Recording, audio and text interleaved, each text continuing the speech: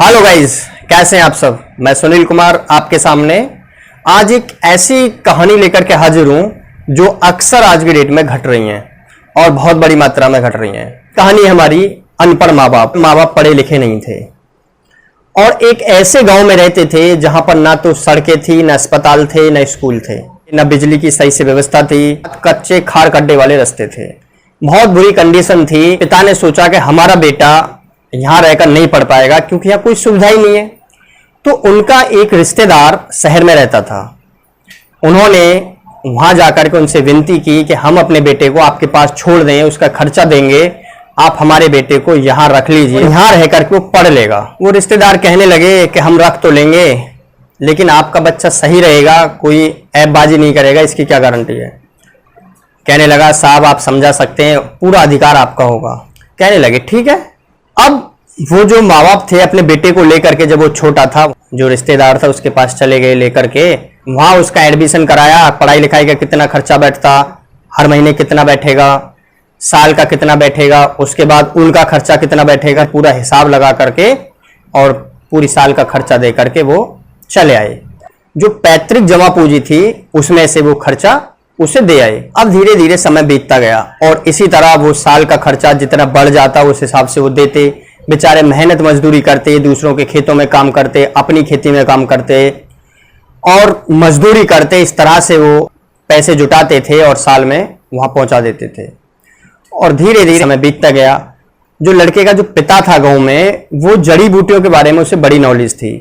तो हारी बीमारी होती तो वो, क्योंकि डॉक्टर वहां थे नहीं, डॉक्टर ना होने की वजह से वो जड़ी बूटियों से ही अपना इलाज करते। उधर साइड में जो बच्चा पढ़ रहा था उसे ये तो पता है कि मेरे माँ बाप गांव में रहते हैं और वो गांव में घूमने भी आया करता था, लेकिन उसका मन गांव में नहीं लगता था। वो कुछ दिन गांव में रहता, जब छुट्टियां पड़ती आता था और छुट्टियों में गांव में रहता और उसके बाद चला जाता था। समय बीतता गया धीरे धीरे और जो लड़का था वो बड़ा होता चला गया और उसने अपनी पढ़ाई पूरी कर ली। पढ़ाई पूरी करने के बाद एक वो कंपनी में एक अच्छे पद पर नियुक्त हो गया। अच्छा पढ़ा लिखा था, अच्छे पद पर नियुक्त हो गया तो उसका जो रहन सहन था वो बड़े लोगों जैसा हो गया। क्योंकि जहां पर वो रहता था, जिस रिश्तेदार के यहाँ, वो भी बड़े लोग थे और उनका रहन सहन भी ऐसा ही था, तो उसे शुरू से आदत थी ऐसी। और उसी के साथ उसी जैसी पोस्ट पर एक लड़की थी जो कि बड़ी सुंदर थी, सुशील थी, और उन दोनों का आपस में मेलजोल बढ़ा और उन दोनों ने आपस में शादी कर ली। उधर घर वालों को भी नहीं पता कि शादी हो गई है, लेकिन जब वो छुट्टी लेकर के गांव गए तो उन्होंने पहले ही चिट्ठी लिख दी थी कि हम पिताजी इस टाइम आएंगे। अब उसके पिताजी समय से पहले स्टेशन पहुंच गए, अपने बच्चे का इंतजार किया। जब आया बच्चा और उसके साथ एक लड़की को देखा तो उन्होंने पूछा बेटा ये कौन है। तो कहने लगा पिताजी ये मेरी पत्नी है, मैंने शादी कर ली है। बड़े खुश हुए, बहुत अच्छी बात बेटा तुमने शादी कर ली। बेटे को आदत नहीं थी वजन उठाने की, वजन वहां से लेकर आया था। उसके पिताजी ने जो सामान लाया था उसे सर पे रख लिया। कुछ और बैग थे तो उसकी जो पत्नी थी उसने ले लिए, लेकिन जो लड़का था आराम से चल रहा था। अब वो बातें करते जा रहे थे। पिता बड़ा खुश था, बहुत खुश था कि मेरा बेटा बड़ी कंपनी में काम करता है। पिता को नहीं पता था क्या पोस्ट है, क्योंकि वो तो बेचारे पढ़े लिखे थे नहीं। अब तीनों जने आपस में बात करते जा रहे थे, रास्ता कब कट गया पता ही नहीं चला। घर आए, जब माँ ने देखा एक लड़की भी है तो माँ ने पूछा ये कौन है। तो उसने पैर छुए माँ के, तो कहने लगा माँ ये मेरी पत्नी है। पत्नी बड़ी सुशील थी, वो समझती थी कि माँ बाप का प्यार क्या होता है। अब वो रसोई में माँ का हाथ बटाने लगी, लेकिन जो लड़का था उसका मन गांव में नहीं लगता था, उसे तो वही शहरी रहन सहन अच्छा लगता था। अब वो 3-4 दिन बाद अपनी पत्नी से कहने लगा कि चलो अब शहर चलते हैं। पत्नी कहने लगी इतनी भी क्या जल्दी है, कुछ दिन और रुकते हैं फिर चलेंगे, और क्यों ना माँ बाबूजी को भी शहर ले चले अपने साथ। लड़का कहने लगा तुम्हें पता भी है ये गांव में रहते हैं, पढ़े लिखे हैं नहीं, तौर तरीके जानते नहीं शहर के, ये कैसे रहेंगे वहां पे। और तुम तो जानती हो मेरा मेलजोल कैसे लोगों के साथ है, वो क्या सोचेंगे हमारे बारे में। वो ये कहेंगे नौकर भी रख रखे तो ऐसे रख रखे, मॉडर्न नौकर नहीं है। वो कहने लगी तुम ऐसा क्यों कहते हो, आखिर ये हमारे माँ बाप हैं, तुम्हारा ही हक नहीं है, मेरा भी हक है, मेरे भी तो माँ बाप हैं। कहने लगा नहीं ये नहीं हो सकता, तुम्हें चलना या नहीं। पत्नी कहने लगी ठीक है हम चलेंगे, लेकिन कुछ समय रुक जाओ, अभी 1-2 दिन और रुक जाओ फिर चलेंगे। इनकी ये बातें दोनों माँ बाप ने सुन ली थी, जो मन ही मन बहुत दुखी हो रहे थे। सोच रहे थे कि हमने बेटे को किस लिए पढ़ाया लिखाया, क्या इसलिए पढ़ाया लिखाया था कि हम ऐसे ही रहें, पढ़ लिख के अच्छा आदमी बनेगा तो हमारी भी गरीबी दूर होगी, परंतु ये तो स्वार्थी निकला और केवल अपना अपना चाहता है, यहाँ रहना भी नहीं चाहता हमारे साथ, हमें ले जाना भी नहीं चाहता। आपस में वो बात कर रहे थे, लेकिन करते भी क्या।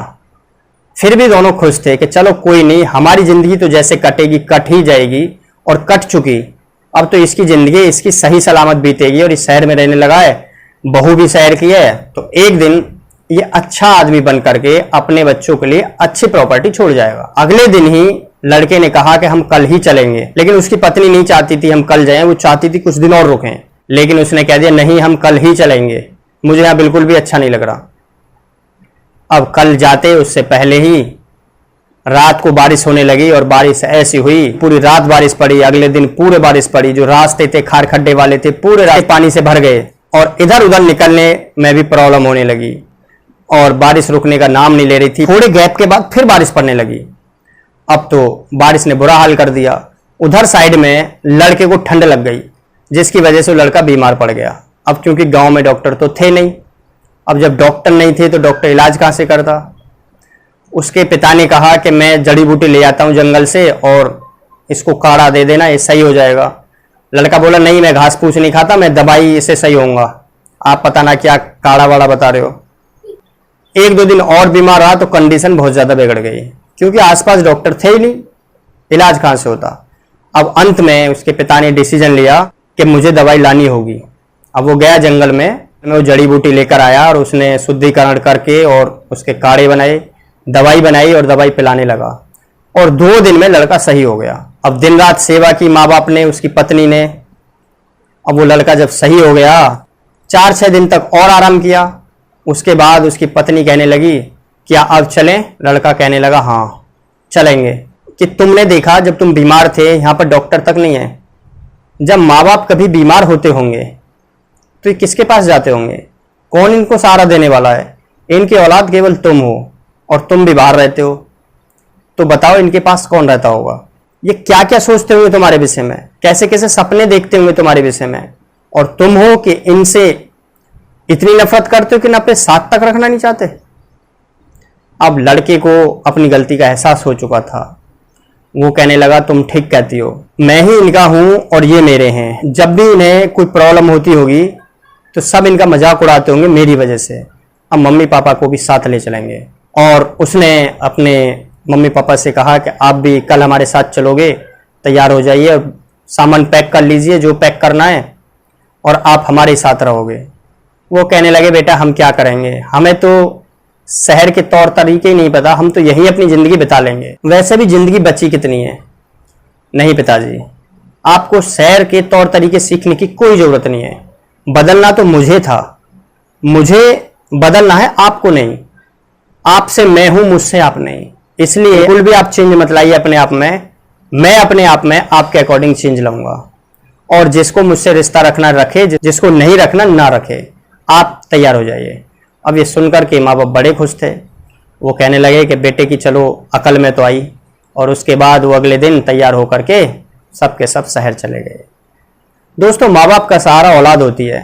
माँ बाप किसी के सामने झुकता नहीं, लेकिन जब औलाद हो जाती है तो वो झुका देती है। अच्छे काम करके माँ बाप का सर ऊंचा भी कर देती है और बुरे काम करके माँ बाप का सर नीचा भी कर देती है। चाहे वो लड़की हो या लड़का हो, दोनों ही, चाहे लड़की हो चाहे लड़का हो, अपने माँ बाप को सम्मान दिला सकते हैं और दोनों ही अपने माँ बाप को अपमान दिला सकते हैं। यदि आपको कहानी अच्छी लगी है तो हमारी वीडियो को लाइक करें, फ्रेंड सर्किल और रिलेटिव्स में इस वीडियो को शेयर करें, और यदि अभी तक आपने चैनल सब्सक्राइब नहीं किया है तो चैनल को सब्सक्राइब कर लें। धन्यवाद दोस्तों।